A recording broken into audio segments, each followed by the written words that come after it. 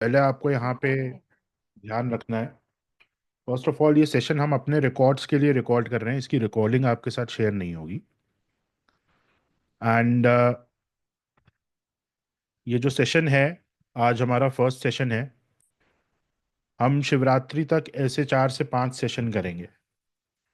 And her session में आपको कुछ इंस्ट्रक्शंस दिए जाएंगे जो आपको शिवरात्रि तक उस इंस्ट्रक्शन को फॉलो करना है। जैसे आज के सेशन में आपको कुछ इंस्ट्रक्शंस मिलेंगे, वो इंस्ट्रक्शंस आप शिवरात्रि तक फॉलो करेंगे।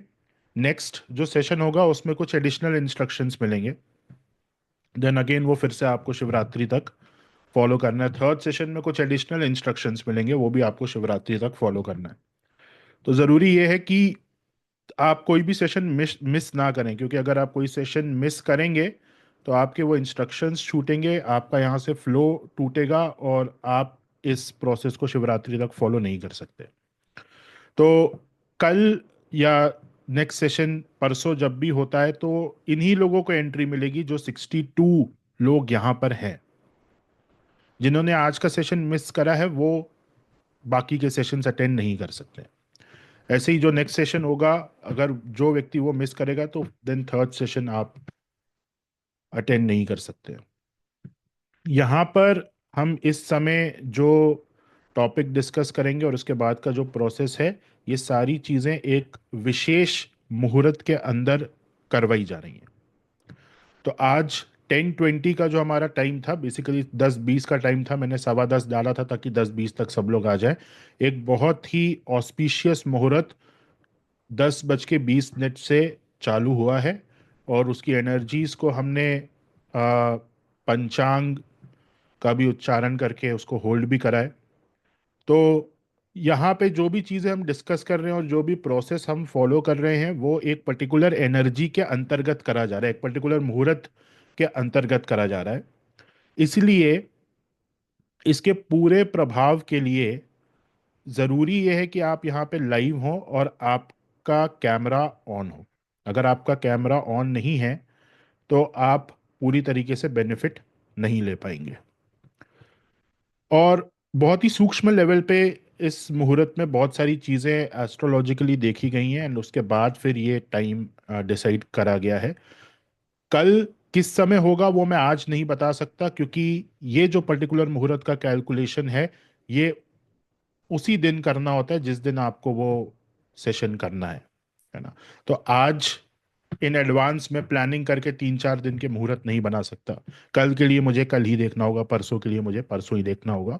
इसलिए आपको क्लास का जो नोटिफिकेशन है, हो सकता है देर से मिले, हो सकता है कल शाम को आपको नोटिफिकेशन मिले कि 9 बजे से ये सेशन है या 10 बजे से सेशन है और आपके पास समय कम हो।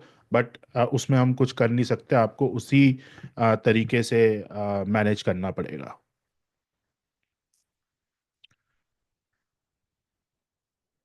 फर्स्ट ऑफ ऑल, हम अपने आप को शिवरात्रि के लिए प्रिपेयर कर रहे हैं। ये आपको, ये चीज़ आपके दिमाग में at the back of the mind ये चीज़ होनी चाहिए कि आप अपने आप को शिवरात्रि के लिए यहाँ पे प्रिपेयर कर रहे हैं।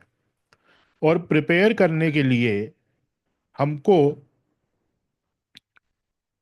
प्रिपरेशन का क्या मतलब होता है? प्रिपरेशन का मतलब कि आप अभी जिस स्टेट में हैं उस स्टेट से किसी दूसरी स्टेट में चले जाना for a specific event, that is preparation. जैसे हमारे एग्जाम्स होते हैं, तो एग्जाम्स के पहले की जो हमारी स्टेट होती है दैट इज डिफरेंट। एग्जाम के पहले हम एक फ्री लाइफस्टाइल लीड कर रहे होते हैं, हम बच्चे खेलते भी हैं, सारी चीजें करते हैं। लेकिन जब एग्जाम का समय आता है तो वो एक दूसरे स्टेट में चले जाते हैं, पढ़ाई करना ज्यादा चालू कर देते हैं, समय पे सोना, समय पे उठना, न्यूट्रिशियस आहार लेना, ये सारी चीजें बच्चे चालू कर देते हैं। जिसका भी एग्जाम है वो ये सारी चीजें क्यों स्टार्ट कर रहे हैं? क्योंकि वो अपने आप को एक इवेंट के लिए प्रिपेयर कर रहे हैं। तो प्रिपरेशन कभी भी आपके रेगुलर लाइफस्टाइल में पॉसिबल नहीं है। अगर आप ये कह रहे हो कि मैं किसी चीज के लिए अपने आप को प्रिपेयर कर रहा हूं, तो वहां पे कुछ चीजें हमें चेंज करनी पड़ेंगी उस इवेंट तक, जब तक वो इवेंट ना आ जाए। उसके बाद आप अपनी रेगुलर लाइफस्टाइल में वापस जा सकते हो। तो यहां पे again Shivratri is an event और उस इवेंट के प्रिपरेशन में हमें कुछ चीज़ें, कुछ बिहेवियर्स और कुछ बातें हमें अपनी लाइफस्टाइल में ऐड करनी होंगी। कुछ चीज़ें हमें अपनी लाइफस्टाइल से डिलीट करनी होंगी, ताकि जो हमारा स्टेट है वो हमारा स्टेट चेंज हो और हम प्रिपेयर कर पाएं अपने आप को उस पर्टिकुलर इवेंट के लिए। तो शिवरात्रि की क्या इंपॉर्टेंस है ये हम नेक्स्ट सेशन में डिस्कस करेंगे, या उसके बाद वाले सेशन में, कि शिवरात्रि वाले दिन बेसिकली ब्रह्मांड में क्या होता है ना। क्योंकि अगर हमें वो चीजें समझनी है तो उसके लिए सबसे पहले हमें ये समझना पड़ेगा कि हु इज शिवा, राइट। तभी तो हम शिवरात्रि को समझ पाएंगे। अगर हम शिव को ही नहीं समझ पाएंगे तो हम शिवरात्रि को नहीं समझ पाएंगे। नाउ, शिव को समझने के लिए, देखिए, भगवान शिव को समझना, उस तत्व को समझना, ये बड़े बड़े ऋषि मुनियों के बस में भी नहीं है। ये एक ऐसा तत्व है जिसको नहीं समझा जा सकता। इसलिए हम सिर्फ एक एक अटेम्प्ट कर रहे हैं, थोड़ा 0.0000002% या 3% या 1%, कि हम उस तत्व को समझ पाए। और इस तत्व को समझने के लिए हम इस तत्व को हमारे कॉन्शियस माइंड से हम नहीं समझ सकते। हम जिन चीज़ों को देख रहे हैं, जिन चीज़ों को समझ रहे हैं, ये एक ऐसा तत्व है जो कि उससे बहुत ज़्यादा अलग है। तो कॉन्शियसली आप जिन चीज़ों को देख रहे हैं अपने सराउंडिंग्स में, जिन चीज़ों को आप महसूस कर रहे हैं, या जो भी आपके ओपिनियंस है, उन सारे ओपिनियन से ये जो तत्व है ये बहुत ही डिफरेंट है। तो हमें कॉन्शियसनेस के बाहर जाकर इसको समझना होगा। पहला पॉइंट ये है, हमें कॉन्शियसनेस यानी कि जो हमारी जागृत अवस्था है उसके बाहर जाके समझना होगा। अब जागृत अवस्था के बाहर आप जाओगे तो आप सो जाओगे, तो सो कर तो समझ नहीं सकते। यानी कि जागृत अवस्था और स्वप्न अवस्था के बीच में रहकर हमें इस तत्व को एक्सपीरियंस, इसका एक्सपीरियंस जो है वो हमें लेना होगा। लेकिन उस अवस्था में जाके समझना क्या है? चलिए मान लीजिए हम उस अवस्था में पहुंच भी जाते हैं, लेकिन वहां पे जाके हमें समझना क्या है? वो जो चीज हमें समझनी है उसका इंट्रोडक्शन जो है वो हमें कॉन्शियसनेस के लेवल से ही लेना होगा, है ना। तो यहां पे अभी मैंने दो बात करी है। एक है कि एक स्टेट में हमको जाना होगा शिव तत्व को समझने के लिए, जो कि कॉन्शियस स्टेट से थोड़ा सा दूर है, अलग है, ऊपर है। लेकिन उस स्टेट में जाकर हमें समझना क्या है, उन पॉइंट्स को हमको कॉन्शियसली ही समझना होगा। तो जिन पॉइंट्स को हमको कॉन्शियसली समझना है उनको पहले हम कॉन्शियसली समझेंगे, एंड देन उसके बाद उन उस नॉलेज का जो एक्सपीरियंस है वो हम एक पर्टिकुलर स्टेट में जाके लेंगे, ताकि हम अ, थोड़ा बहुत कनेक्ट हो पाए। और ये हमारा प्रोसेस जो है ये सारे सेशंस में रहेगा। हम कुछ चीज़ों की नॉलेज कॉन्शियस लेवल पे लेंगे, एंड देन फिर उन पॉइंट्स का जो एक्सपीरियंस है वो हमको एक दूसरे स्टेट में जाके लेना होगा, जो कि जो स्टेट है वो कॉन्शियसनेस से अलग है। कॉन्शियसनेस से अलग है, बट स्लीपिंग स्टेट नहीं है, तो कहीं पे उसके बीच में। नाउ, इन दोनों चीजों को करने के लिए, इन दोनों चीजों को करके अपने आप को प्रिपेयर करने के लिए जरूरी यह है कि आप तीन चार पॉइंट्स पे अपनी लाइफस्टाइल में ध्यान दें। शिवरात्रि तक, 26 तारीख की शिवरात्रि है और आज 21 तारीख ऑलरेडी हो गई है। तो 5 से 6 दिन का ये जो समय है इसमें हमें कुछ कुछ चीज़ों को इम्प्लीमेंट करना होगा। और वो सारी जो इंस्ट्रक्शंस हैं वो मैं सेशन के एंड में दूंगा आपको। अभी सबसे पहले हम समझना चालू करते हैं, भगवान शंकर के बारे में हम समझना चालू कर रहे हैं, और फिर उसके बाद हम एक दूसरे स्टेट में जाके उसका एक्सपीरियंस भी आज ही लेंगे। तो अब समझने के लिए हमारे शास्त्रों में बहुत सारे स्तोत्र हमें प्रदान किए हुए हैं, बहुत सारी प्रार्थनाएं हैं, और हर प्रार्थना एक अलग एंगल उस देवता का दिखाता है। तो यहाँ पर इस बार भगवान शंकर को थोड़ा सा गहराई से समझने के लिए मैंने जिस प्रार्थना को चूज करा है आप लोगों के लिए, जिसके बारे में हम डिस्कस करेंगे, उसे कहा जाता है रुद्राष्टक। सो इस रुद्राष्टक के माध्यम से हम भगवान शंकर को थोड़ा बहुत समझने का प्रयास करेंगे। और देखिए, अब जो भी मैं बोलूंगा वो मैं, आप ये मत समझिएगा कि मैं अपने आप उस चीज को बोल रहा हूं। मैंने सारी चीजें भगवान पे छोड़ी हुई है। वो जो बुलवाना चाहेंगे वो चीजें आप तक पहुंचेंगी। वो जितना डीपली चीजों को पहुंचाना चाहेंगे उतना डीपली आप तक चीजें पहुंचेंगी। क्योंकि इस रुद्राष्टक को समझने के प्रयास में पूरे ब्रह्मांड की रचना, पूरे ब्रह्मांड की सृष्टि, सारी चीजों की नॉलेज एक इंसान को प्राप्त हो सकती है। डिपेंड करता है कि जो समझा रहा है वो किस लेवल पे समझा रहा है। तो मैंने तो पहले अपना पार्ट क्लियर कर दिया कि मैं बिल्कुल भी प्रयास किसी भी प्रकार का यहाँ पे नहीं करूंगा। जो भगवान मुझसे बुलवाना चाहेंगे वो चीज मैं बोलूंगा। एंड जो सुन रहा है उसके ऊपर कितनी कृपा है, ये दो चीजें। तो रुद्राष्टक को प्रारंभ करने से पहले थोड़ा सा बैकग्राउंड इस प्रार्थना का मैं आपको देना चाहता हूं कि ये प्रार्थना आई कहां से, है ना। और ऐसा नहीं है कि ये बहुत खास है और बाकी जो प्रार्थना है वो कहीं कमजोर है, ऐसा बिल्कुल भी नहीं है। सारी की सारी प्रार्थना, सारे के सारे स्तोत्र, सारी की सारी स्तुतियां, सारे के सारे श्लोक, उन सब की इंपॉर्टेंस और उन सब की पावर एक बराबर है। कोई किसी से कम नहीं है, कोई किसी से ज्यादा नहीं है। अगेन, मुझे जो इंट्यूशन हुआ इस बार, उस इंट्यूशन के बेसिस पर मैंने इसे चूज करा है। रामचरितमानस के उत्तर कांड में इसका उल्लेख हमें मिलता है। और बहुत ही ब्रीफली मैं आपको इसके पीछे का थोड़ा सा इतिहास बताना चाहता हूं। तो प्राचीन काल में काकभूषुंडी जी जो थे, उन्होंने अयोध्या में मानव जन्म लिया था। ये उत्तरकांड में आता है। और उस जन्म में उन्होंने भगवान शिव की बहुत तपस्या की थी, बहुत ही श्रद्धा थी भगवान शिव के प्रति काकभूषुंडी जी की। पर उनमें एक कमी थी कि वो दूसरे देवी देवताओं की बहुत ज्यादा निंदा करते थे। तो भगवान शिव की तपस्या करते थे, भगवान शिव में बहुत ज्यादा श्रद्धा थी उनकी, परंतु बाकी जो दूसरे देवी देवता हैं उनकी वो बहुत ज्यादा निंदा किया करते थे, है ना। आजकल भी ऐसा होता है, आप देखते हैं जो शिव भक्त हैं या वो वैष्णवों की निंदा करेंगे, जो वैष्णव हैं वो भगवान शंकर के भक्तों की निंदा करेंगे। तो ये चीज आज भी है। तो ये उस समय में भी थी। और यहाँ से हमें एक बहुत इंपॉर्टेंट लेसन भी मिलेगा आगे। फिर अयोध्या में एक अकाल पड़ा। तो वो अयोध्या से उज्जैन आ गए।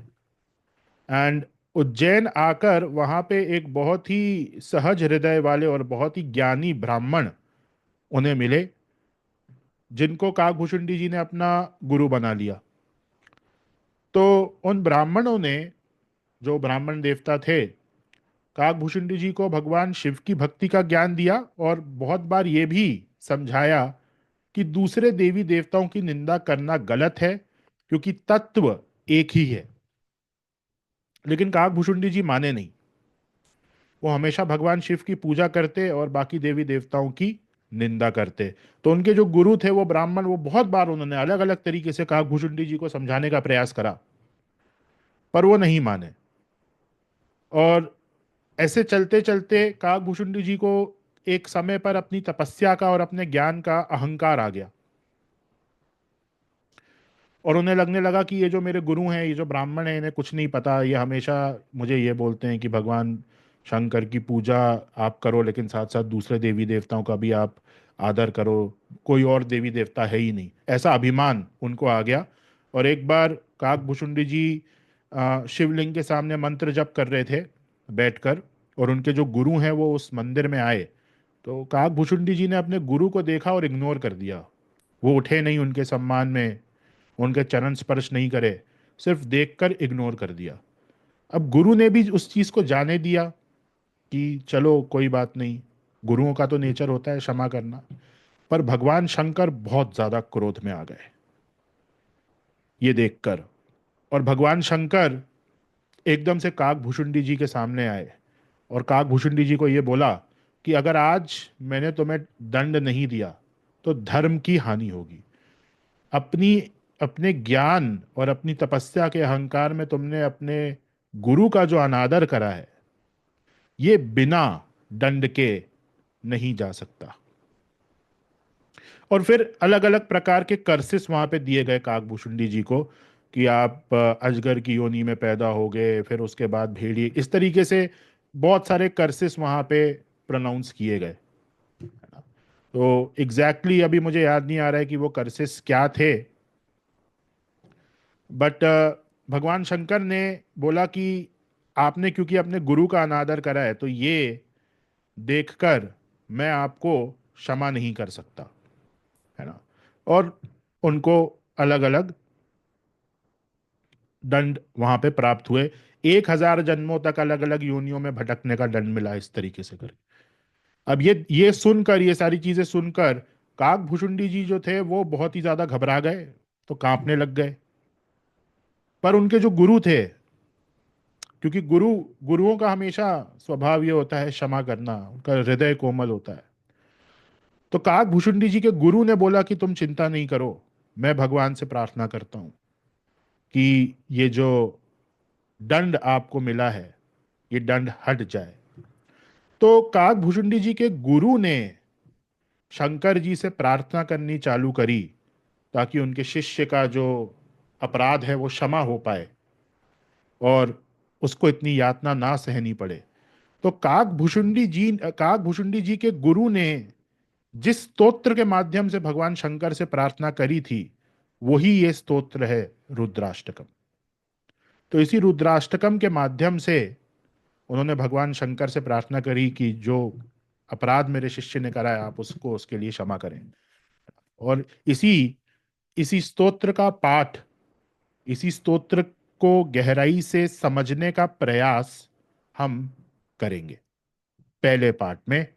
एंड देन फिर नेक्स्ट पार्ट में इसको एक दूसरे स्टेट ऑफ कॉन्शियसनेस में ले जाकर इसका एक्सपीरियंस हम लेने का प्रयास करेंगे। सो यहां पर आप लोगों को ठीक ठीक समझ में आए ये स्तोत्र, इसलिए इसको मैंने ब्रेक करा है एक एक्सेल फाइल में। एक एक श्लोक का जो ऊपरी मीनिंग है वो मैंने नोट डाउन करा है। एंड देन हम देखेंगे कि कैसे उसको हम और डीपली समझ सकते हैं। दो तीन लोग ज्वाइन करने का प्रयास कर रहे हैं, तो अगर दो तीन लोग ज्वाइन करने का प्रयास कर रहे हैं तो वो 10-20 के बाद आए होंगे, तो इसलिए वो एंटर नहीं हो पाएंगे। तो लक्ष्मी जी आप उनको बोल दीजिए कि वो एंटर नहीं हो पाएंगे।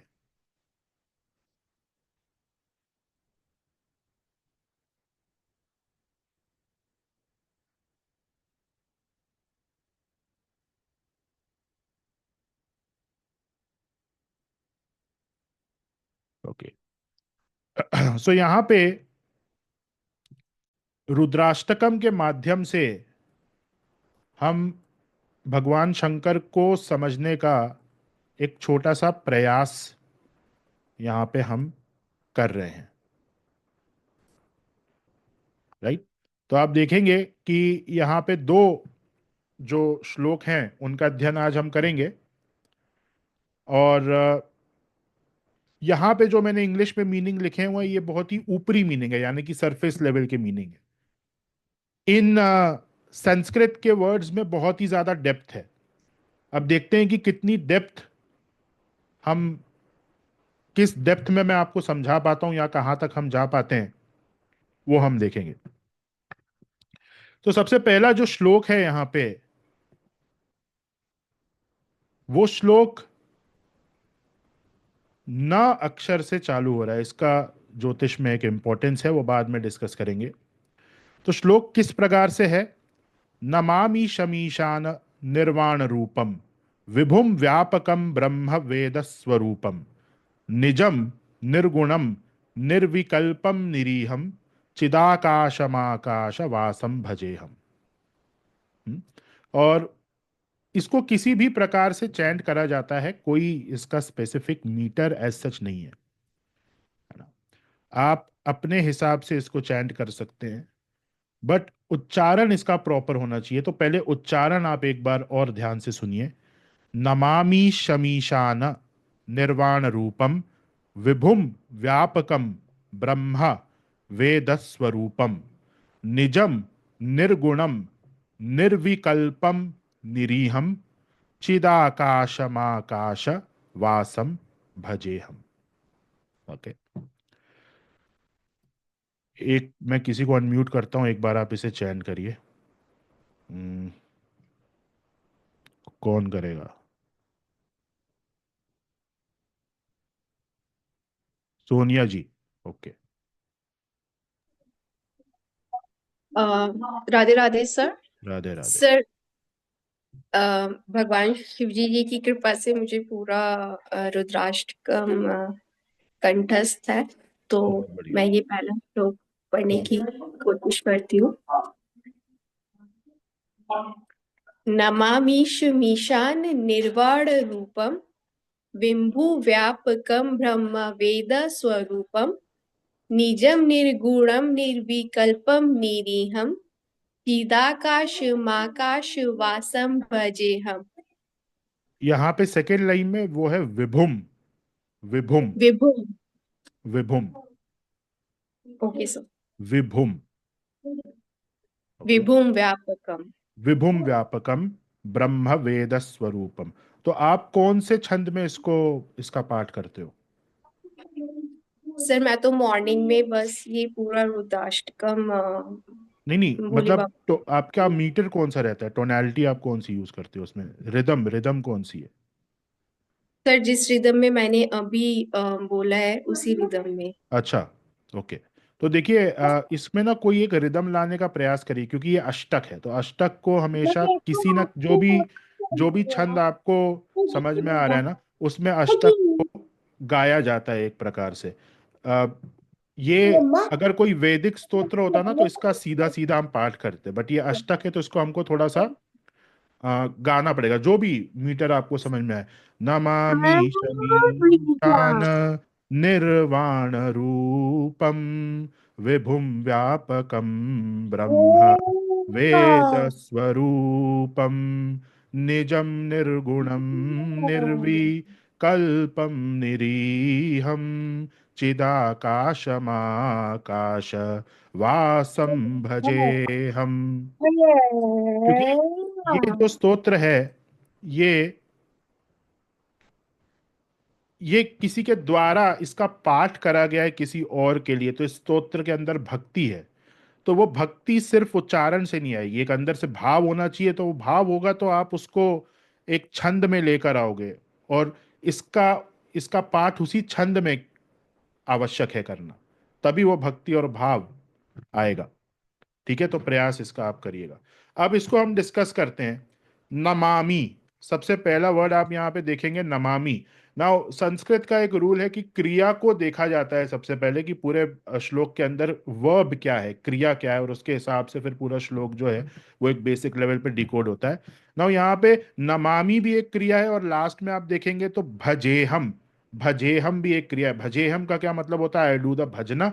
ये एक बहुत ही सिंपल मीनिंग है। अगेन इसका इसका जो डीपर मीनिंग है वो भी हम डिस्कस करेंगे। सबसे पहले यहाँ पे बोला जा रहा है नमामि। नमामि, नमामि का मीनिंग, अगर सिंपल मीनिंग आप देखते हो, अगर मैं उसको इंग्लिश में ट्रांसलेट करने का प्रयास करूं, तो नमामि का मतलब होता है आई सरेंडर, है ना, या आई सल्यूट। नमामि, नमस्कार करना, है ना। तो किसको सल्यूट कर रहे हैं यहाँ पे? किसको सल्यूट करा जा रहा है? तो बाकी सारे जो वर्ड्स आप देख रहे हो, वो डिस्क्राइब किया जा रहा है कि किसको सल्यूट करा जा रहा है, किसको सरेंडर किया जा रहा है। तो सबसे पहले नमामि, और नमामि के बाद जितने भी यहाँ पे शब्द हैं वो डिस्क्राइब कर रहे हैं कि किसको हम सरेंडर कर रहे हैं, या किसको हम सल्यूट कर रहे हैं। लेकिन सबसे पहले ये नमामि अर्थ को थोड़ा सा गहराई से समझना हमारे लिए जरूरी है। नमामि का मीनिंग जैसे अभी मैंने आपको बताया यहाँ पे कि नमामि का मीनिंग है आई सल्यूट या आई सरेंडर, इंग्लिश में अगर मैं उसको ट्रांसलेट करूं तो। लेकिन समस्या ये है कि संस्कृत का कोई भी शब्द आप उठा लो, उसके अंदर इतनी डेप्थ होती है, उसके अंदर इतनी गहराई होती है कि इंग्लिश में उसको जस्टिफाई करना, उसके मीनिंग को जस्टिफाई करना असंभव हो जाता है। जैसे यहाँ पे हम एक एग्जांपल नमामि का ही अगर लेते हैं, तो नमामि को इंग्लिश में हम कहेंगे आई सरेंडर, बट एक्चुअली में नमामि का क्या मीनिंग है? नमामि का मीनिंग होता है कि आप अपने कर्तृत्व को सरेंडर कर दें। आप अपने कर्तृत्व को, यानी कि एक हमारे अंदर जो कर्ता की भावना है कि मैं कुछ कर रहा हूं, मैं खाना खा रहा हूं, मैं पानी पी रहा हूं, मैं पढ़ा रहा हूं, मैं गाड़ी चला चला रहा हूं, मैं काम पे जा रहा हूं, तो ये जो मैं ये एक पर्टिकुलर चीज कर रहा हूं, इसे कहा जाता है कर्तृत्व। और क्वाइट फ्रैंकली कि हम बहुत अच्छे नहीं है कुछ करने में। अगर आप अपने कर्तृत्व को देखें, ये समझ में आएगा कि आपका जो कर्तृत्व है, आपका जो एक कर्तापन है, आपने जिन चीजों को करा है, आपने जिन चीजों को बनाया है, उसमें दोष ही दोष है। आप कोई भी चीज परफेक्टली नहीं कर पाए। राइट? जैसे भगवान ने ये पूरा संसार बनाया, भगवान ने पंचभूतों को बनाया, और ऐसा एक संसार नहीं, ऐसे अनंत संसार बनाए। श्रीमद् भागवतम में आता है सारे के सारे जो संसार हैं, सारे के सारे जो मल्टीपल यूनिवर्सेस हैं, उसमें जितनी भी सारी गैलेक्सीज हैं, वो सब भगवान विष्णु की नाभि से निकल रही है श्रीमद् भागवतम के अनुसार। और इस संसार में जो भी चीज हो रही है वो कर्म फल सिद्धांत के बेसिस पे हो रही है। ये भगवान का क्रिएशन है जो बिल्कुल परफेक्ट है। तो भगवान ने क्या बनाया? अनंत ब्रह्मांडों को बनाया भगवान ने। और हमने क्या बनाया? हमने 2 BHK फ्लैट बनाया।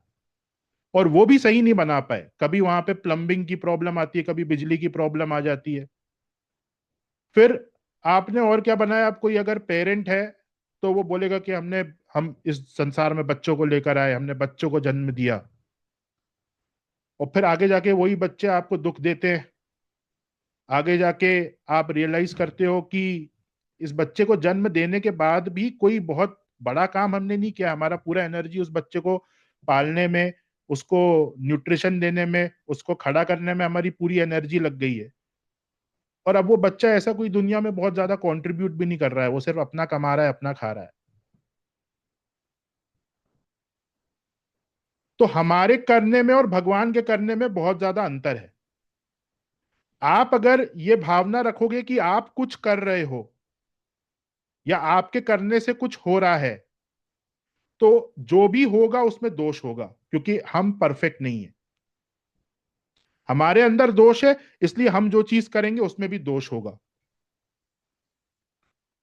तो जब भगवान को नमस्कार करा जाता है, नमस्कार करने का जो बेसिक मीनिंग होता है वो होता है अपने कर्तृत्व को भगवान के सामने सरेंडर कर देना। कि मैं जो भी कर रहा हूं वो मैं ना करूं, वो आप मेरे थ्रू करिए, या मैं जो भी कर रहा हूं उसको मैं सरेंडर करता हूं, मैं करता नहीं हूं। तो जितने भी हमारे पास विचार आते हैं कि हमें ये करना है, हमें वो करना है, हमें इसको ऐसे करना है, या ये हमने किया, वो हमने किया, उस सारे कर्तृत्व को जब सरेंडर कर दिया जाता है, उसका मीनिंग होता है नमामि।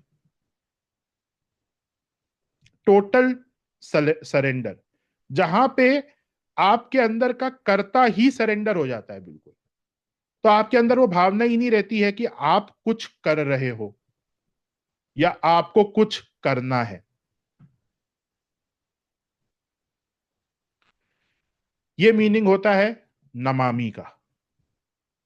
अगेन और भी डीप मीनिंग है उसके, जहां तक हम जा पाएंगे हम जाएंगे। सो नमामि, अब किसको नमामि किया जा रहा है? किसके किसके किसको हम अपने कर्तृत्व को सरेंडर किसके सामने कर रहे हैं यहां पे इस पर्टिकुलर श्लोक में? तो नमामि ईशम ईशाना, सेकंड, नमामि ईशम ईशान। यहां पे स्पेसिफिकली वर्ड यूज करा गया है ईशान। ईशम का मतलब होता है भगवान, और ईशान का मतलब होता है वो भगवान जो कि नॉर्थ ईस्ट में जो वास करते हैं। ईशम और ईशान का अर्थ क्या हुआ? वो भगवान जो नॉर्थ ईस्ट में जो जिनका वास होता है उन्हें कहा जाता है ईशान। तो नमामि ईशम ईशान। अब इतने सारे नाम है भगवान शंकर के, तो यहां पे ईशान शब्द को ही क्यों यूज करा गया? क्योंकि यहां पे भगवान शंकर की उस फॉर्म के सामने सरेंडर किया जा रहा है जो फॉर्म नॉलेज को गवर्न करता है। नॉर्थ ईस्ट में भगवान शंकर का जो फॉर्म ईशान के रूप में आता है, वो फॉर्म प्योर और प्योर ज्ञान को दिखाता है। ज्ञान, नॉलेज, विद्या। अब उस फॉर्म को यहां पे क्यों इन्वोक करा गया है? क्योंकि शिष्य से जो गलती हुई है वो अविद्या के कारण हुई है, वो अज्ञान के कारण हुई है। शिष्य को वो ज्ञान नहीं है कि सारे देवी देवता एक ही तत्व के अलग अलग स्वरूप हैं। तो शिष्य से जो गलती हुई है, उस गलती के पीछे अज्ञान है। तो भगवान शंकर के कौन से फॉर्म को इन्वोक करा गया? वो फॉर्म जो अज्ञान को दूर करता है। हाँ? जो फॉर्म अज्ञान को दूर करता है, उस फॉर्म के सामने अपने कर्तृत्व को सरेंडर किया जा रहा है। कर्तृत्व को नमामि बोला ना, तो क्योंकि अंधकार है, क्योंकि नॉलेज की कमी के कारण गलती हुई है, इसलिए ईशान के सामने अपने कर्तृत्व को सरेंडर कर रहे हैं।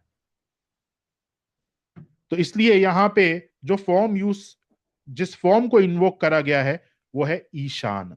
नमामि ईशम। ईशम मतलब भगवान, ईशान मतलब लॉर्ड ऑफ नॉर्थ ईस्ट। निर्वाण रूपम। निर्वाण, ये निर्वाण जो शब्द है, ये बुद्धिज्म में आप देखेंगे बहुत ज्यादा यूज किया जाता है, निर्वाणा निर्वाणा करके। एक्चुअली ये बुद्धिज्म का शब्द नहीं है, ये संस्कृत का शब्द है। निर्वाण, एग्जैक्ट जो वर्ड है दैट इज निर्वाण। उसको निर्वाणा कर दिया क्योंकि वो रा नहीं बोल पाते, इसलिए वहां पे हो गया निर्वाणा। जो बेसिक शब्द है यहां पे दैट इज निर्वाण। अब निर्वाण का क्या क्या मतलब है? निर्वाण का मतलब है वो जो फ्री है, वो जो फ्री है, जिस, और फ्री कौन है? जिसके मन में कोई इच्छा नहीं है, जिसके माइंड में कोई डिजायर नहीं है, वो फ्री है। क्योंकि अगर आपके माइंड में डिजायर है तो आप वही काम करोगे जो वो डिजायर को पूरा करने के लिए जरूरी जरूरी है ना? जैसे अगर मुझे आइसक्रीम खानी है अभी, ये मेरे मन में एक डिजायर है कि मुझे आइसक्रीम खानी है, तो अब मैं घर से बाहर जाऊंगा, मैं गाड़ी की चाबी लेकर गाड़ी को चालू करूंगा, और गाड़ी को चालू करके मैं उस दुकान तक जाने का प्रयास करूंगा जहां पे वो आइसक्रीम मुझे प्राप्त हो जाए। करेक्ट? तो मैं जो भी कर रहा हूं वो फ्रीडम में कर रहा हूं या बॉन्डेज में कर रहा हूं? कोई बताना चाहेगा? 1 मिनट, सबको मैं अनम्यूट करता हूं। हाँ, अब बताइए।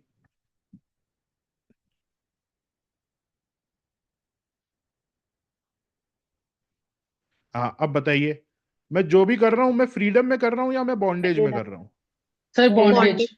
बॉन्डेज में बॉन्डेज सर। बॉन्डेज। बॉन्डेज में कर रहा हूं, यानी कि मैं फ्री नहीं हूं।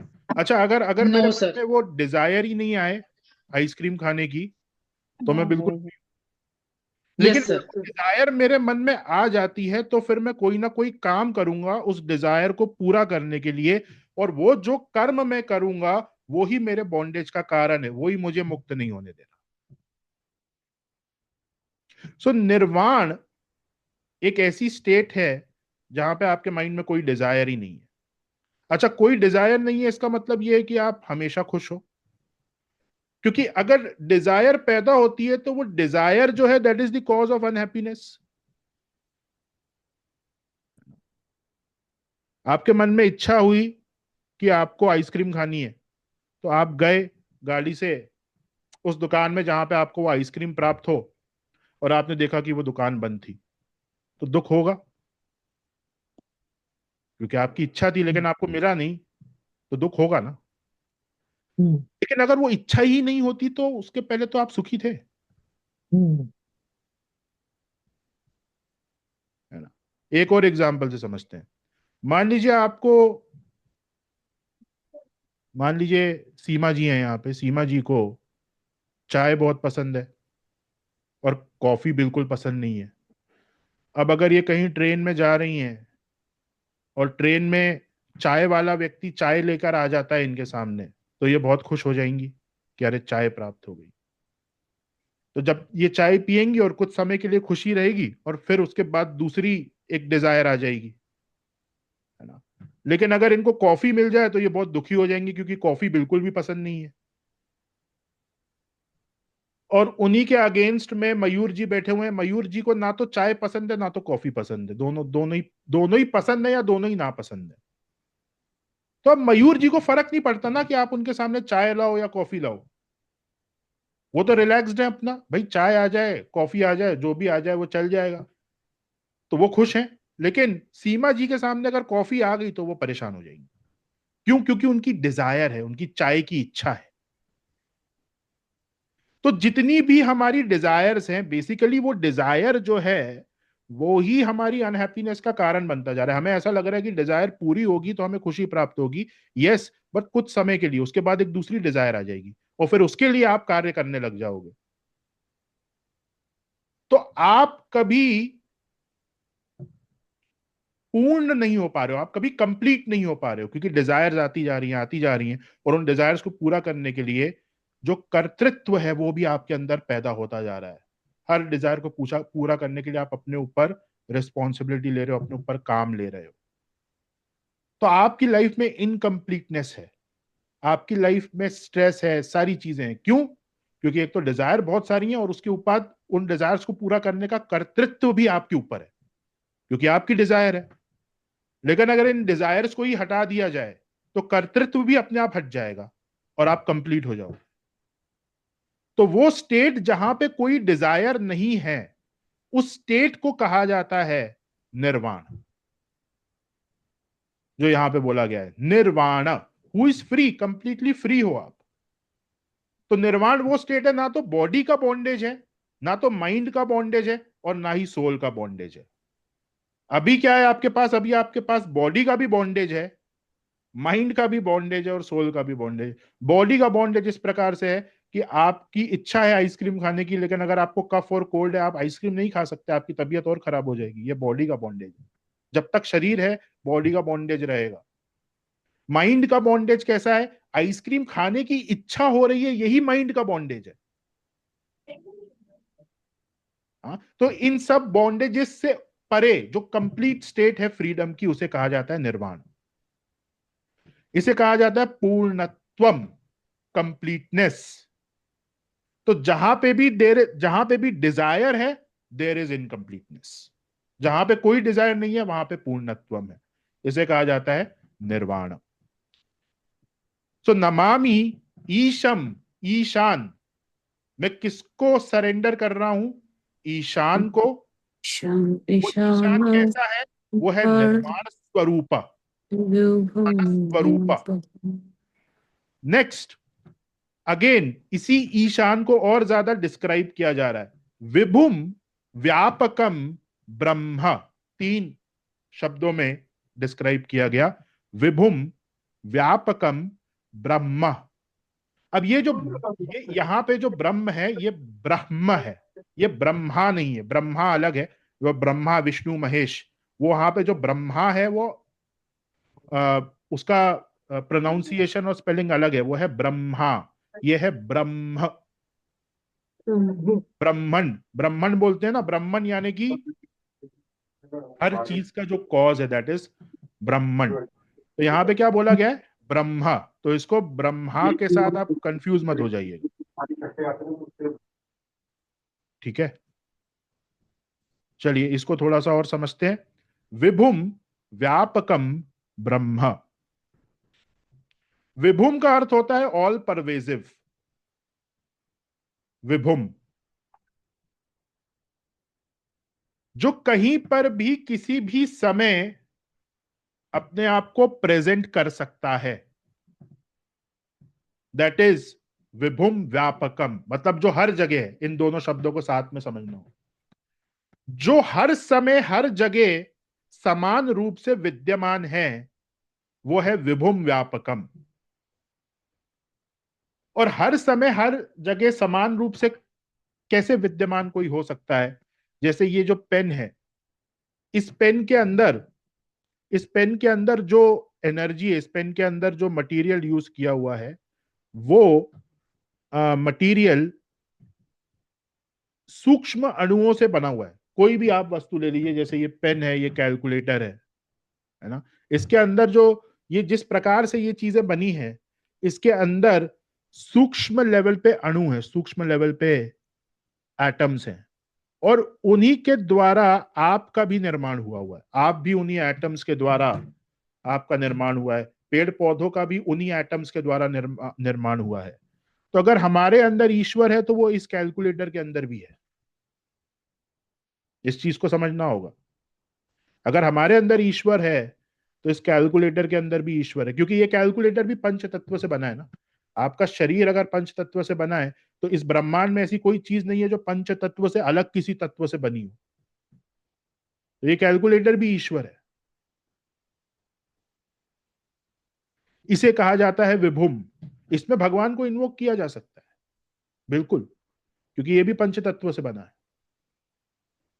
तो विभुम व्यापकम, जो हर समय हर जगह विद्यमान है। और अगर कोई हर समय हर जगह विद्यमान है और वो ईश्वर का स्वरूप है, तो वो हर समय हर जगह विद्यमान होकर हर जगह हर चीज को देख रहा है, ऑब्जर्व कर रहा है, जिससे आपके कर्मास रिकॉर्ड हो रहे हैं।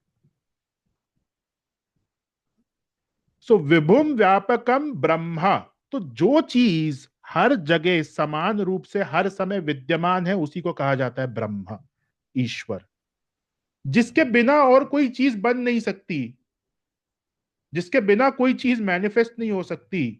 आप अपने आसपास कोई भी ऐसी चीज देखिए और उसको आइडेंटिफाई करने का प्रयास करिए कि यह पंच तत्वों से नहीं बनी, और बताइए मुझे कि ऐसी कौन सी वस्तु आप देख पाते हैं जो कि पंच तत्व से नहीं बनी। कोई ऐसी वस्तु है जो पंच तत्वों से अलग किसी तत्व से बनी हो?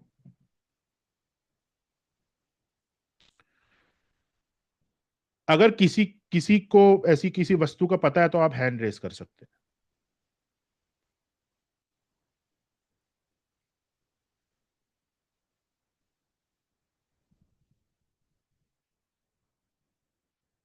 नहीं बनी। तो हर चीज अगर पंच तत्व से बनी है, तो हर चीज के अंदर व्यापक स्वरूप से भगवान विराजमान है, और उसी को कहा जाता है ब्रह्म,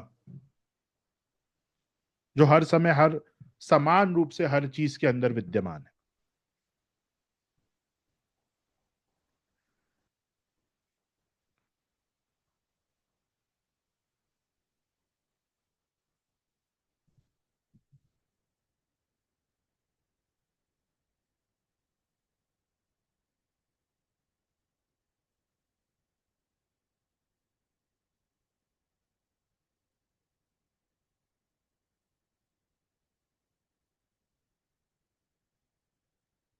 हेलो, मेरी आवाज आ रही है सभी को? ओके। एक मिनट।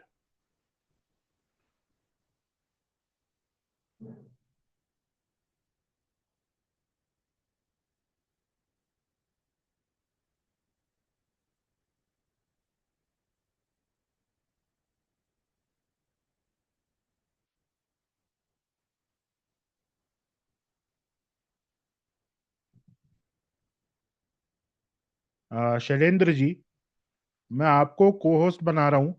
जिन जिन के कैमरा ऑफ है, सबको रिमूव करते जाइए।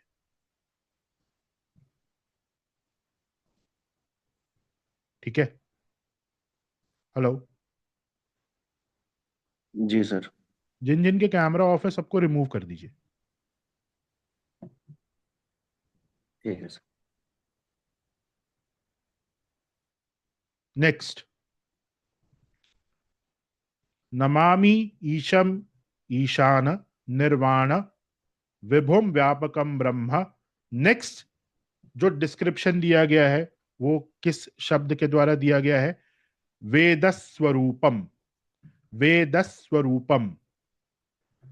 वेद का अर्थ होता है ब्रह्म, और ब्रह्म का अर्थ होता है वेद। वेद जितना जितना आप ये नहीं कह सकते कि वेद को किसी ऋषि ने लिखा है, वेद को किसी ने नहीं लिखा। वेद को डाउनलोड करा गया था, वेद को मैनिफेस्ट करा गया था ऋषियों के द्वारा, और ओरली उन वेदों को शिष्यों में बांटा गया। तो वेद जो है दैट इज अनादि। जैसे ईश्वर अनादि है, वैसे ही वेद भी अनादि है। तो वो जो अपने आप को वेदों के द्वारा रिवील करता है, और उसको आप सिर्फ और सिर्फ वेद के थ्रू ही जान सकते हो, वो है ईशम ईशान। तो वेद और ईश्वर का जो रिलेशन है वो कैसे बताया गया है? जैसे कि आप हो और आपकी सांस है, तो आपकी सांस आपसे अलग नहीं है। जो रिलेशन आपका और आपकी सांस का है, वही रिलेशन भगवान का और वेद का है। इसीलिए भगवान को किस क्या बोला गया है? एडजेक्टिव क्या है यहाँ पे? वेद स्वरूपम, जो वेद का स्वरूप है, जो अपने आप को रिवील करता है। आपको ईश्वर के बारे में जानना है पूर्णतः, तो वो स्वरूप आप कैसे जान पाओगे? वो स्वरूप जो है वो वेदों के द्वारा ही रिवील होगा। वेद स्वरूपम।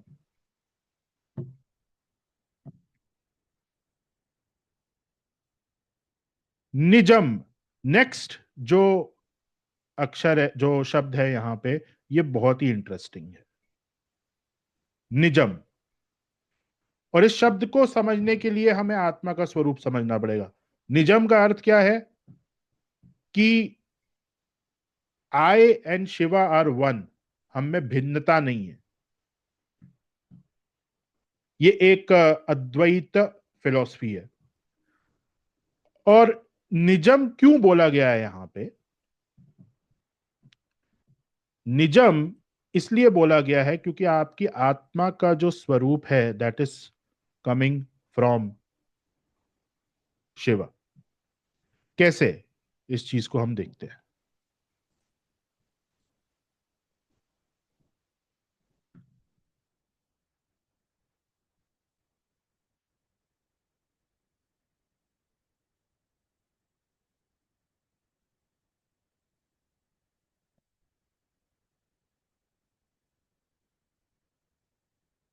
देखिए, जो हमारी आत्मा, जो हम कहते हैं ना आत्मा, आत्मा किस प्रकार से होती है? आत्मा एक इस प्रकार की लाइट है।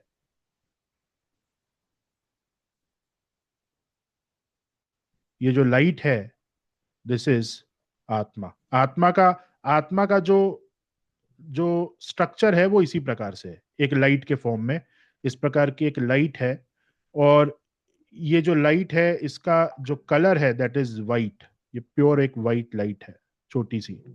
ये आपके माइंड के अंदर, आपकी बॉडी के अंदर आती है, और यही जो है इसे हम कहते हैं आत्मा। नाउ व्हाइट बोर्ड पे स्क्रिबल मत करिए प्लीज। ये जो वाइट लाइट है, ये वाइट लाइट आई कहां से है? ये वाइट लाइट कहां से आ रही है? तो एक बहुत बड़ी वाइट लाइट है जहां से छूट कर ये लाइट आई है। ओके, तो एक बहुत बड़ी व्हाइट लाइट है, इसे इस प्रकार से आप समझ सकते हैं कि एक इतनी बड़ी व्हाइट लाइट है। और इस इतनी बड़ी व्हाइट लाइट में ऐसी बहुत सारी छोटी छोटी सी पेटल्स हैं व्हाइट लाइट के।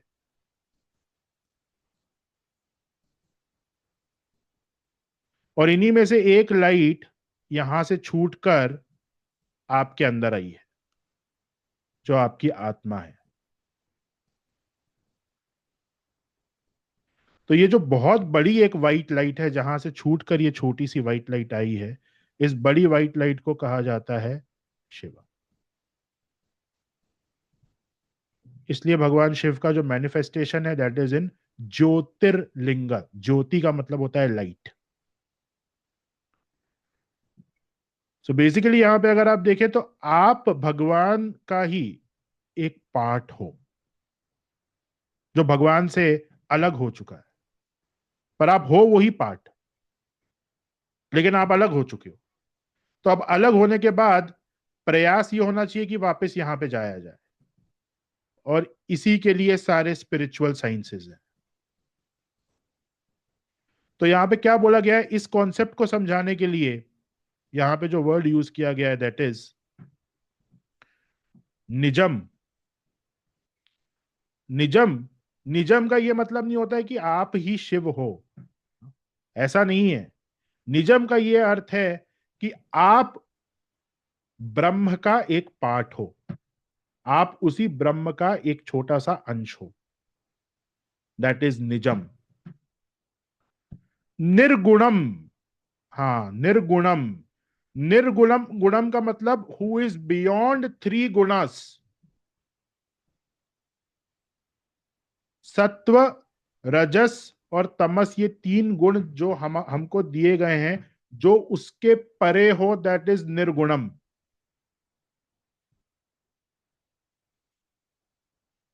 बहुत बार आपने सुना होगा कि लोग बोलते हैं कि ये भगवान सात्विक है, ये भगवान राजसिक है, ये भगवान तामसिक है।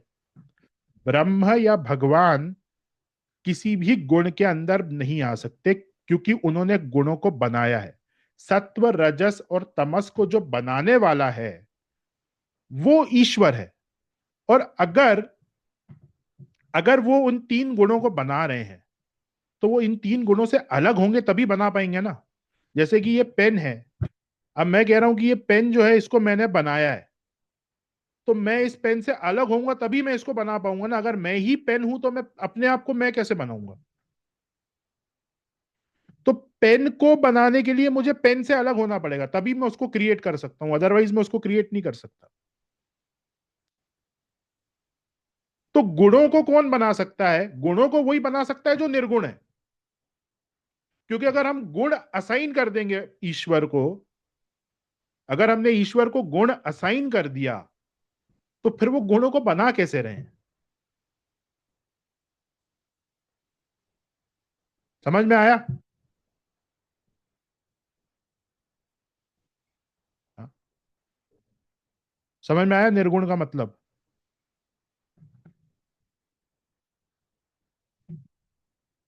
किसको नहीं आया?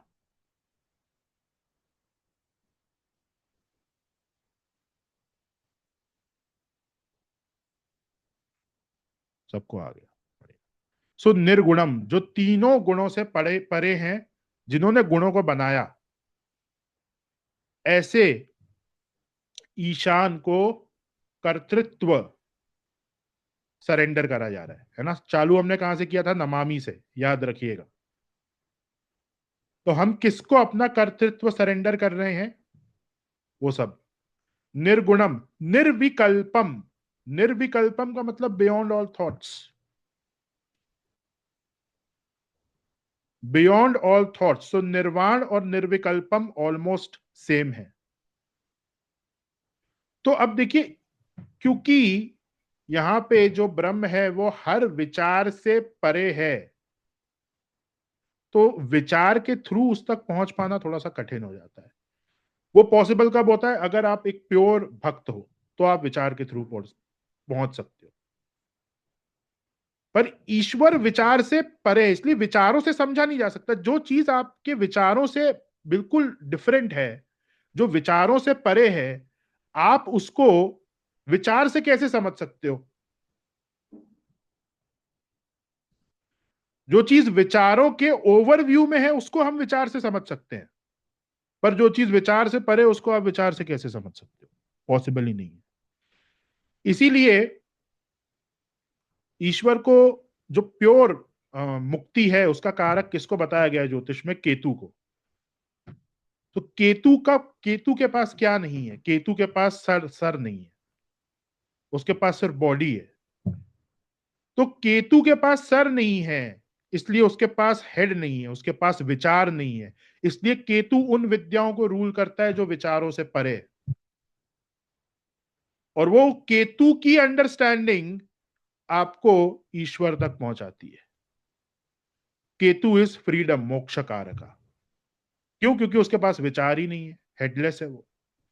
राहु जो है वो संसार में लेके आता है, क्योंकि सिर्फ सर ही है, सर में बहुत सारे विचार हैं, बहुत सारी डिजायर्स हैं, वो संसार में खींचेगा। केतु के पास सर ही नहीं है, तो मोक्ष तक वही लेके जा सकता है। तो विचारों से एक अप्रोच बनाई जा सकती है, एक अजम्पशन बनाया जा सकता है, लेकिन पूर्णतः आप उस तत्व को समझ पाए थॉट्स के द्वारा, यह संभव नहीं।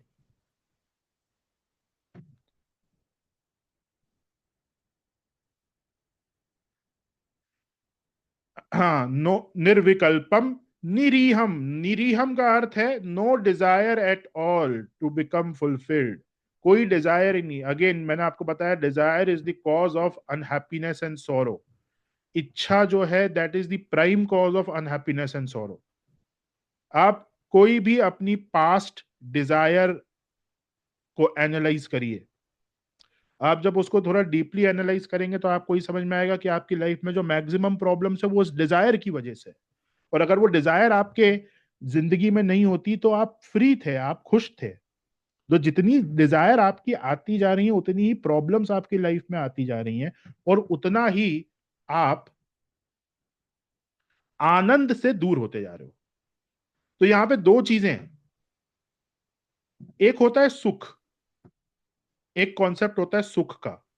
सुख की अनुभूति आपको कब होती है? जब आपकी कोई इच्छा पूरी हो जाती है तो आपको अच्छा लगता है, दैट इज सुख।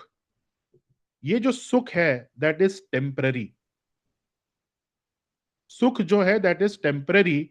और सुख जो है वो हमेशा अपनी पोलैरिटी के साथ आएगा। अगर सुख है तो दुख होगा ही होगा, अगर दुख है तो सुख होगा ही होगा। ये दोनों चीजें साथ में चलती हैं। जैसे अगर दिन है तो रात होनी ही होनी है, आप चाहो या ना चाहो। अगर रात है तो दिन होना ही होना है, आप चाहो या ना चाहो।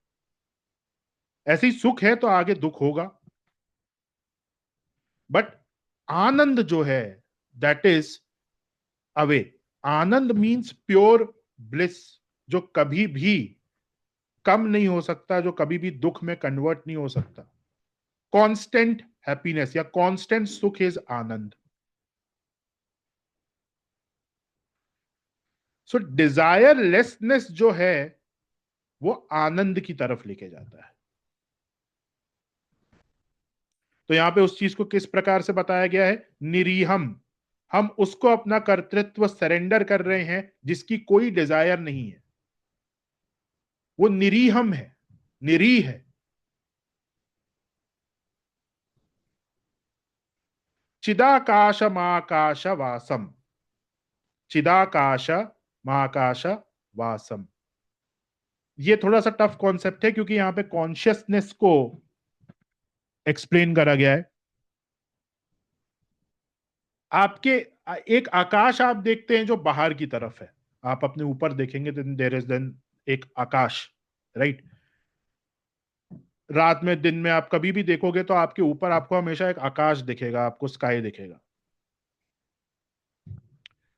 वो सेम आकाश आपके अंदर भी विद्यमान है। अगर आपकी बॉडी अगर आपकी बॉडी हट जाती है आपसे तो क्या बचा? बॉडी हट गई। मतलब आप ऐसे ऐसे बैठे हुए हो अभी और आपकी बॉडी को आपसे हटा दिया जाए तो आपके अंदर भी एक आकाश, एक स्पेस एलिमेंट ही बचा ना। तो वो जो एक्सटर्नल स्पेस एलिमेंट है वो सेम स्पेस एलिमेंट आपके अंदर भी है। और उस स्पेस एलिमेंट को बॉन्डेज कौन दे रहा है? आपकी बॉडी और आपका माइंड। क्लियर हुआ? देन लास्टली भजेहम। भजेहम का मतलब है आई डू दी भजन। अब भजन का मतलब यहां पे, भजन, जब भी वर्ड भजन यूज होता है शास्त्रों में, भजन का तात्पर्य है भक्ति। भजन से क्या तात्पर्य है? भजन से तात्पर्य है प्योर भक्ति। मतलब आप बहुत ही डिवोटेड होकर गुणगान कर रहे हो, गा रहे हो, नाच रहे हो, दैट इज भक्ति। तो यहां पे हिंट है कि अगर हम रुद्राष्टक का पाठ कर रहे हैं तो बहुत ज्यादा डिवोशन होना चाहिए क्योंकि यहां पे भजन किया जा रहा है। ओके, तो एक बार इस श्लोक का हम वापस से पाठ करते हैं। अब हमको इन सारे शब्दों का जो एक डीपर मीनिंग है वो हमें समझ में आया कि एक लेवल पे एटलीस्ट, बहुत डीप तो हम नहीं जा पाए लेकिन कुछ ना कुछ डीप हमने यहाँ पे समझा है। नमामि शमीशान निर्वाण रूपम विभुम व्यापकम ब्रह्म वेद स्वरूपम निजम निर्गुणम निर्विकल्पम निरीहम चिदाकाशमाकाश वासम भजे हम। तो भजन कब होगा? भजन तब होगा जब आप इसका पाठ करो और जब जब आप एक एक शब्द का उच्चारण करते जाओ, वो पर्टिकुलर एस्पेक्ट जो यहाँ पे एक्सप्लेन करा गया है वो आपके माइंड में आता जाए, तब वो डिवोशन आएगा, तब वो भजन होगा। भजन, भजे हम का यही मतलब है। हाँ, तो हम किसका भजन कर रहे हैं और किसको अपना कर्तृत्व सरेंडर कर रहे हैं? ईशम को, ईशान को, जो निर्वाण है, जो विभुम है, जो व्यापक है, जो ब्रह्म है, जो वेद स्वरूप है, जो निजम है, निज है, जो निर्गुण है, जो निर्विकल्प है, जो निरीह है, जिसका वास चित आकाश में होता है, उसका भजन हम कर रहे हैं। ये फर्स्ट श्लोक का एक बेसिक लेवल पे अंडरस्टैंडिंग है। नाउ सेकेंड श्लोका जो रुद्राष्टक का है, ये हम नेक्स्ट सेशन में करेंगे। अभी हम इस फर्स्ट श्लोक को थोड़ा सा और इंटरनलाइज करने का प्रयास करेंगे, राइट? एक दो क्वेश्चंस मैं भी किसी के लूंगा अगर किसी को है, उसके बाद फिर हम इस सेशन को आगे कंटिन्यू करेंगे। यस, अगर एक दो क्वेश्चन किसी के हैं तो वो हैंड रेस कर सकते हैं।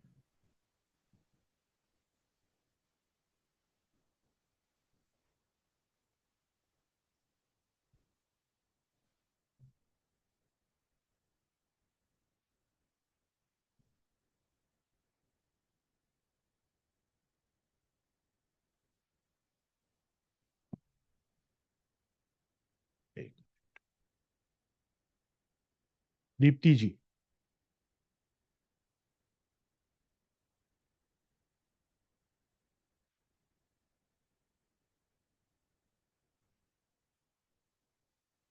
दीप्ति जी अनम्यूट करिए आप।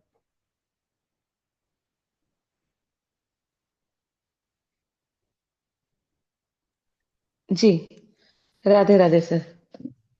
मुझे जी बस एक बात नहीं समझ में आ रही थी कि आपने कहा कि ये पेन भी पंच तत्व से मिलके बना है।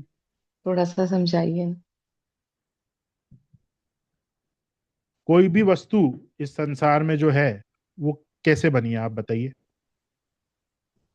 वस्तु का नहीं पता, हम लोग अपने लिए बोलते हैं कि हमारा जो शरीर है ये पंच तत्व से बना है। ठीक है, अग्नि, वायु, आकाश, जल और आपका अ, शरीर अ, 5 तत्वों से बना है, तो बाकी हम्म, सारी चीजें कौन से तत्वों से बनी है?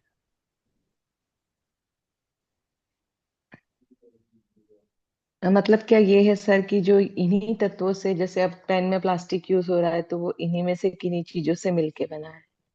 अगर नहीं बना है तो फिर और किस चीज से बना है?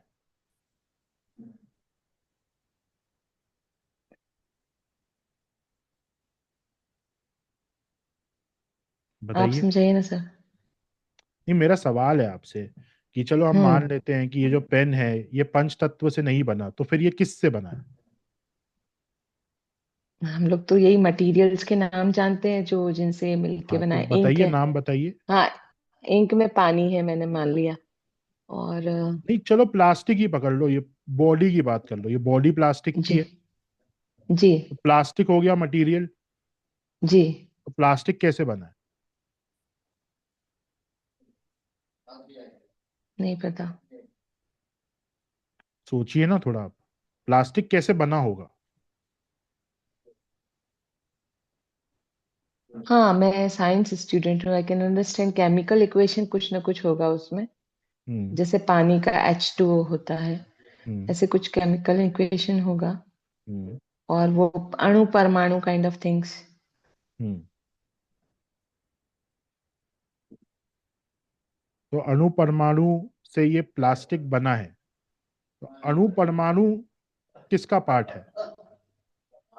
ब्रह्मांड का। और ब्रह्मांड किससे बना है? पंच तत्व। सिंपल। Got it. जी। और कोई क्वेश्चन? Thank you. धन्यवाद।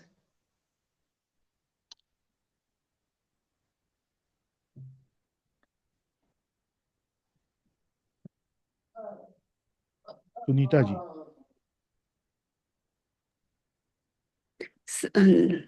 सर नमस्ते। सर ये तो ठीक है कि ये पंच तत्वों से मिला है, लेकिन इसमें भगवान तो नहीं है ना सर। भगवान तो सजीव वस्तुओं में ही होगा ना, निर्जीव वस्तुओं में तो नहीं होगा। तो फिर निर्जीव वस्तु पंच तत्वों से नहीं बननी चाहिए? नहीं सर बनी है, लेकिन अब जैसे ये बॉटल पेन और ये कैलकुलेटर, इनमें भगवान, इनको भगवान कैसे मान सकते हैं सर हम? तो जीव वस्तुओं को कैसे मान सकते हो आप? उसमें जीवात्मा भी है ना सर, उसमें एक जीवात्मा आत्मा है। भी। हाँ आत्मा भी दी है ना फिर उसमें, सोचने समझने बोलने की शक्ति या चलने की या कुछ, मतलब जिसमें वो जीव करेक्ट। तत्व भी तो है ये ना सर। हाँ, तो सोचने समझने की शक्ति से तो आप चीजों को समझ सकते हो ना। उससे ये कैसे सिद्ध हो रहा है कि आप जो जीव है उसके अंदर भगवान है और निर्जीव में नहीं है? सर ये तो वस्तुएं हो गई ना सर, इंसान या कोई जो चलता है जिसमें आत्मा अच्छा, है, वो तो वस्तु वस्तु वस्तु नहीं है ना सर। वस्तु वस्तु पंच तत्वों से नहीं बनी क्या? बनी है, एग्री, लेकिन तो सर अगर भगवान पंच कैसे है तत्व उसमें? ही भगवान का स्वरूप है, तो जो भी चीज उस पंच तत्व से बनी है वो भगवान है।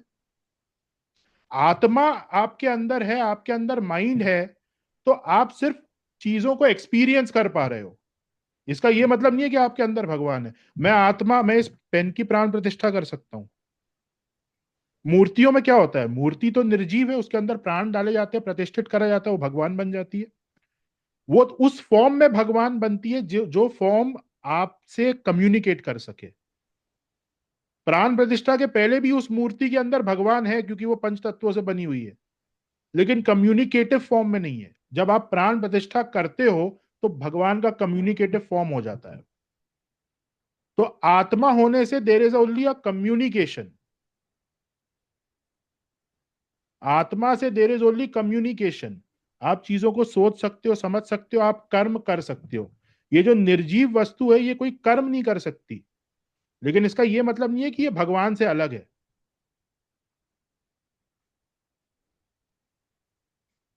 ये मैन मेड है ना सर।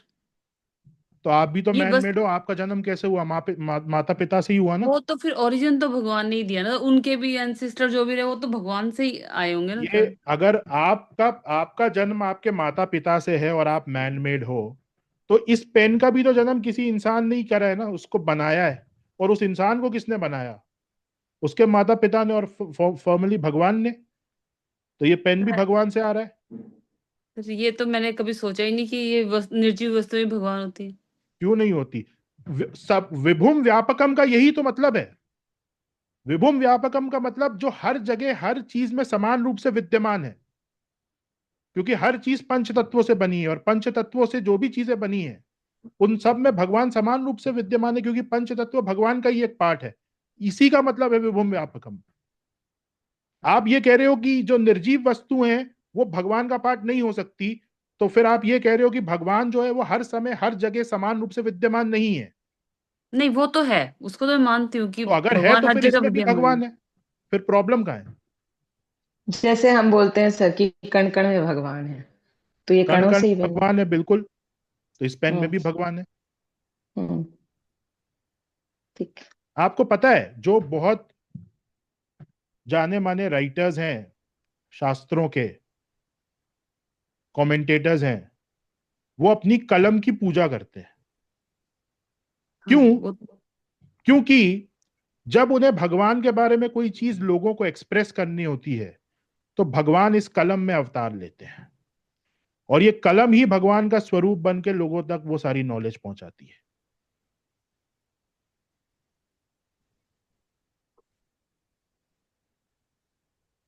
ठीक है। सक्षम में इनको थोड़ा साइंस की भाषा में और समझा देता हूं मैं। हम्म।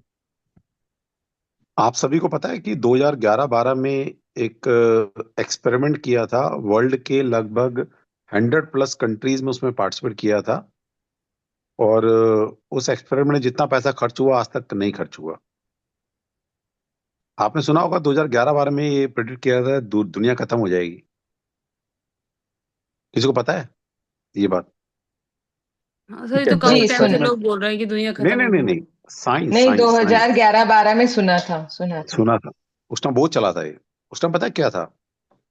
उस टाइम दो एटम को, मतलब इस पूरे संसार में जितनी कंट्रीज हैं, अ, शायद 180 के आसपास हैं, उसमें से 100+ कंट्रीज के साइंटिस्ट ने मिलकर एक एक्सपेरिमेंट किया था कि दो एटम को हम लाइट की स्पीड से टकराते हैं और फिर देखते हैं क्या होता है। ठीक है। और उनको टकराया गया, उसमें से फिर एक पार्टिकल निकल कर आया जिसको नाम दिया गया गॉड पार्टिकल। सुना है गॉड पार्टिकल किसी ने? हम्म। मतलब इतनी सारी रिसर्च कर कर, इतने सारे इक्विपमेंट बनाकर, साइंस की लेबोरेटरी बनाकर उन्होंने एक्सपेरिमेंट किया और लास्ट में निकाला कि भाई किसी भी एटम, किसी भी कण को जितना मर्जी तोड़ लो, उसमें से फिर एक नया पार्टिकल निकल कर आ जाता है।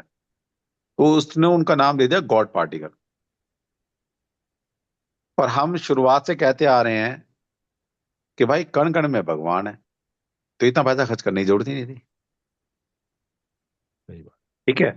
और ये जो कंसेप्ट था ना, ये बहुत पुराना हो गया। कौन कह रहे थे, मैं नाम भूल गया हूँ, जो अभी बात कर रही थी मैडम, कि निर्जीव और सजीव कुछ नहीं होता अब। ठीक है। ये निर्जीव शब्द साइंस ने भी हटा दिया अपनी डिक्शनरी से। हर चीज में ऊर्जा है, हर चीज में प्राण ऊर्जा प्रवाहित होती है। अच्छा, सजीव और निर्जीव को कैसे डिफाइन करेंगे हम? चले, जैसे आपने पेन का एग्जांपल लिया, और हम सजीव हैं, एक दिन हम भी खत्म हो जाएंगे। ठीक है। हमारी बॉडी भी इस पंच तत्व में विलीन हो जाएगी। आपको क्या लगता है ये पेन मतलब करोड़ों साल तक जिंदा रहेगा? पेन भी एक दिन खत्म हो जाएगा। तो हर चीज जो घट रही है, बढ़ रही है, इसका मतलब उसमें कोई तो ऊर्जा है ना। इवन तक कि आप देखिए, ये पहाड़ थे ना, ये भी छोटे होते जा रहे हैं। एक पत्थर आप रख दीजिए, है ना, कुछ 20 30 50 साल 100 साल बाद देखेंगे उसका वो भी डिक्रीज हो रहा है। तो हर वो चीज जिसका साइज घट रहा है, जो डिकम्पोज हो रही है, इसका मतलब उसमें उसके अंदर प्राण ऊर्जा है। तो ये साइंस का कॉन्सेप्ट है। अब साइंस ने ये मान लिया है कि एवरीथिंग इज लाइव। हर वस्तु के अंदर एक प्राण ऊर्जा है। ठीक है। अब ये बोलना छोड़ दीजिए कि ये निर्जीव है, सजीव है ना, हर चीज एक लाइव है। हर चीज के अंदर एक प्राण ऊर्जा है। ओके। अब ये साइंस मानती है इस बात को, क्योंकि मैं साइंस का स्टूडेंट हूं इसलिए बता रहा हूं। ठीक है। सक्षम, कैरी ऑन प्लीज। और बेसिकली यहाँ पे आप देखिए, मान लीजिए इस पेन को अगर हम डिस्ट्रॉय कर दें सबसे लोवेस्ट लेवल पे, तो क्या बनेगा? मतलब बिल्कुल ही खत्म कर देना है इसको, तो एट दी लास्ट बचेगा क्या इसमें? भस्म। भस्म को और ज्यादा खत्म नहीं किया जा सकता। आप भस्म को और खत्म नहीं कर सकते। That is the last product. जैसे आपका जो शरीर है वो भस्म बन जाएगा, और भस्म को फिर प्रवाहित कर दिया जाता है जल में। उसको और जला नहीं सकते, भस्म को नहीं जला सकते। ऐसे ही इस पेन को भी आप नहीं खत्म कर सकते। आप at the and, at the last, आप इसको सिर्फ भस्म में कन्वर्ट कर सकते हो। और वो भस्म में कन्वर्ट होने के बाद वो वापस किसी और चीज में तब्दील हो जाएगा, किसी और वस्तु में वो बन जाएगा। उसी भस्म से दूसरी कोई वस्तु तैयार हो जाएगी। तो जिस चीज को खत्म खत्म नहीं किया जा सकता, उसके अंदर ईश्वर तत्व विद्यमान है, इसलिए उसे खत्म नहीं किया जा सकता। तो इस संसार में ऐसी कोई भी वस्तु नहीं है जिसको आप खत्म कर सको। हर चीज के अंदर ईश्वर का तत्व विद्यमान है, और इसी को कहा जाता है विभुम व्यापकम।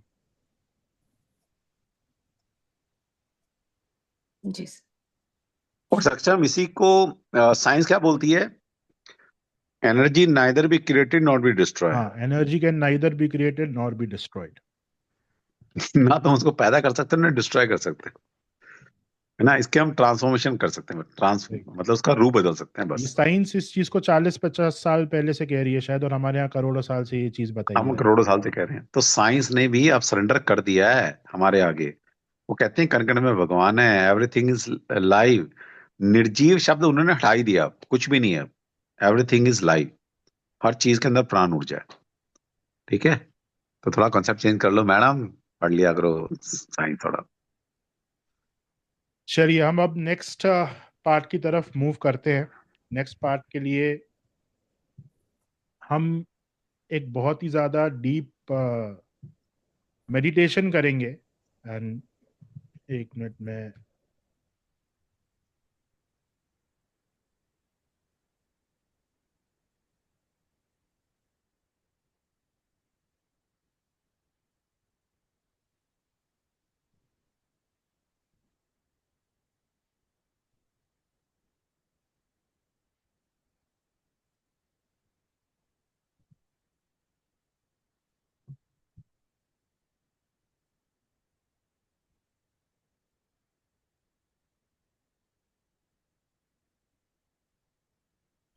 सर जी मेरा एक क्वेश्चन है।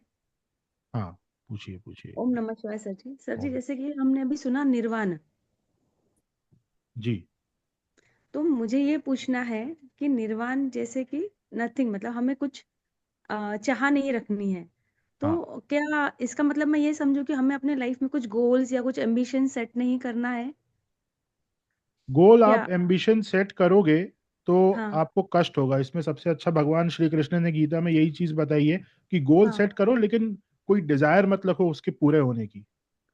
ओके। कर्म करने के हिसाब से आप गोल सेट करो, लेकिन उससे अटैच ओके। मत हो जाओ कि ये होना ही चाहिए, मेरी खुशी इसके होने पर है। ओके। आपको मतलब हाँ, समान अवस्था, ambition नहीं अगर आप सेट करो। समान अवस्था वो- में रह सकते हो कि वो चीज पूरी हो या ना हो, दैट इज ओके। निर्वाण। ओके। ठीक। Thank you sir. 48, so Navamsa change हो रहा है 49 पे। हाँ, राधे राधे सर। सर फिर ये जो स्टेटमेंट आती है, आप किसी चीज को पूरी शिद्दत से चाहो तो कायनात आपको उसको दिलाने में लग जाती है, तो आई थिंक नहीं, किसी यू नो चीज को शिद्दत से चाहो ही क्यों? चाहोगे तो परेशानी में जाओगे। हम्म चाहोगे तो आपकी आपकी बात बिल्कुल ठीक है कि भाई पूरी कायनात उस चीज को आपसे मिलाने में जुट जाएगी। ओम शांति ओम में कहा गया था ये राइटर्स के द्वारा, और खैर वो सही भी है। हाँ, लेकिन उस चीज, आप यहाँ पे समझो, उस चीज को आप तक पहुंचाने के लिए आपसे कितने ज्यादा कर्म करवाए जा रहे हैं पूरी कायनात के द्वारा। हाँ, आपको मान लो आपको अमेरिका जाना है, आप बहुत शिद्दत से अमेरिका जाना चाहते हो, तो अब क्या होगा, पूरा यूनिवर्स आपको अमेरिका पहुंचाने के लिए तैयार, वो लग जाएगा ना। अब आप सर्च करोगे गूगल में how to get a visa for USA, आपको पता चलेगा अच्छा ये एलिजिबिलिटी है, मेरी तो एलिजिबिलिटी नहीं बनती है, वहां से दुख आया। फिर आप सर्च करोगे कि how to get eligible to for applying the visa, फिर आप वीजा ऑफिस में जाओगे। ठीक है, ये सारे कर्म आपसे करवाए जा रहे हैं जो आपको बांध रहे हैं, आपको अपनी डेस्टिनी तक जो आप चाह रहे हो वहां तक तो पहुंचा रहे हैं, लेकिन आप कितने सारे कर्म बंधनों में बंधते चले जा रहे हो। एट दी एंड मान लो कि आप यूएस पहुंच भी गए, कितने समय के लिए खुश रहोगे? 2 महीना, 3 महीना, 4 महीना, 5वें महीने से everything will be normal for you, फिर कोई नई डिजायर आ जाएगी। यहां पे शास्त्र ये कह रहा है कि ये डिजायर इतना ज्यादा कर्म आपसे करवा रही है, इतना ज्यादा आपको टेंशन दे रही है, और सुख कितना है, थोड़ा सा। तो आप कोई ऐसी चीज करो जहां पे कर्तृत्व ना हो, जहां पे डिजायर ही ना हो, और परम आनंद हो। रोटी खा ला बच्चे। है ना? समझ में आया मैडम?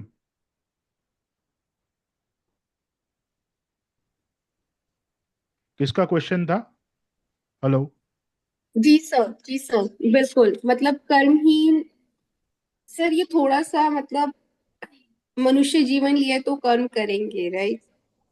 और जो हमारे ये वेद हैं ये हमें कर्महीन नहीं कहेंगे, क्योंकि कर्ता से अकर्ता की स्टेट में आना कर्महीन नहीं होता। वो सरेंडर होता है कि आप अपने सारे कर्मों को सरेंडर कर दो। लेकिन फिर जो आजकल हम कहते हैं मैनिफेस्टेशन टेक्निक, ये मैनिफेस्ट कीजिए, वो मैनिफेस्ट कीजिए, तो आई मीन बहुत सारी चीजें चलती हैं माइंड में ना कि नहीं जब देखिए, कुछ करना ही नहीं है तो। हाँ, अब देखिए कोई प्रेग्नेंट नहीं है तो उसको प्रॉब्लम उसकी लाइफ में ये दुख है ना कि वो प्रेग्नेंट नहीं है ना, ये दुख है ना। तो ये दुख आया कहाँ से? डिजायर से, प्रेग्नेंट होने की डिजायर से। एग्जैक्टली। तो अगर किसी की लाइफ में कोई चाहता ही नहीं है कि मैं प्रेग्नेंट हूं, तो ये दुख उसको होगा ही नहीं। समझ रहे हो आप भाई? आपके मन में बचपन से तो प्रेग्नेंट होने की डिजायर नहीं थी ना, ये कुछ समय बाद ही आई है, जब आपकी शादी हुई होगी या उसके आसपास, है ना। तो उसके पहले भी तो आप सही थे, खुश थे। जी। तो ये डिजायर ही आपको प्रॉब्लम में डाल रही है ना। अब आप वो बच्चे को मैनिफेस्ट करने के लिए मैनिफेस्टेशन टेक्निक यूज करोगे या जो भी प्रैक्टिकली आईवीएफ वगैरह करवाओगे, तो ये सारा जो कर्म है ये एक डिजायर की पूरा करने के लिए हो रहा है। और वो डिजायर पूरी हो भी जाती है, आपको बच्चे से सुख भी प्राप्त होता है, तो कितने समय का सुख प्राप्त होगा? कितने समय का? क्या वो बच्चा सिर्फ सुख ही लेके आएगा आपके आपके पास, दुख लेके नहीं आएगा? आप समझो। तो आप अपनी डिजायर को पूरा करने के लिए भी दुखी हो रही है, और डिजायर पूरी हो रही है तो उसके बाद भी दुखी हो रहे हो। तो वो डिजायर आपको दे क्या रही है दुख के अलावा?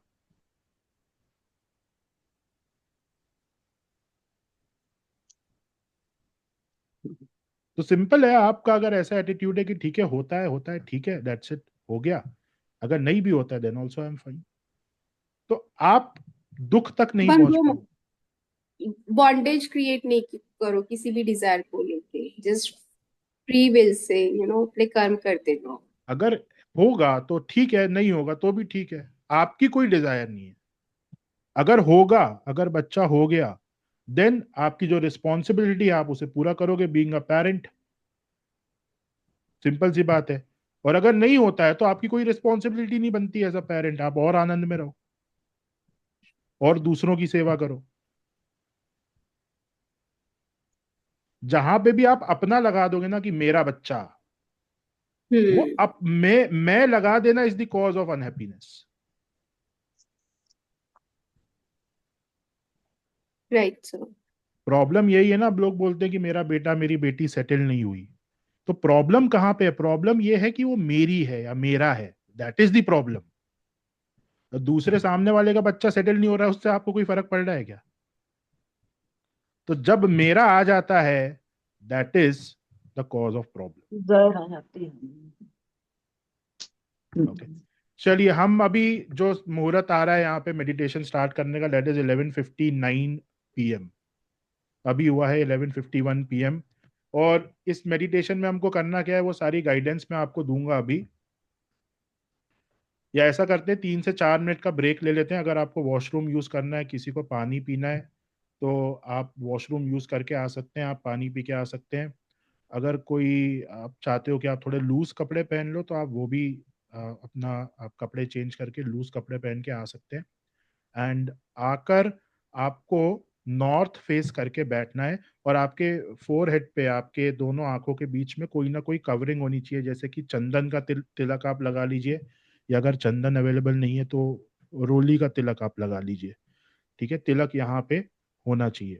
तो पानी पी के आ जाइए, वॉशरूम यूज करना है वॉशरूम यूज कर लीजिए, एंड रोली या चंदन का तिलक लगाकर नॉर्थ फेस करके सब बैठ जाएंगे एग्जैक्टली 11:56 पर। अभी हुआ है 11:52, हम मिलेंगे 11:56 पर।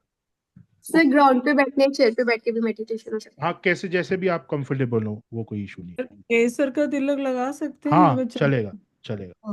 Okay Melissa it's taking another month. Okay.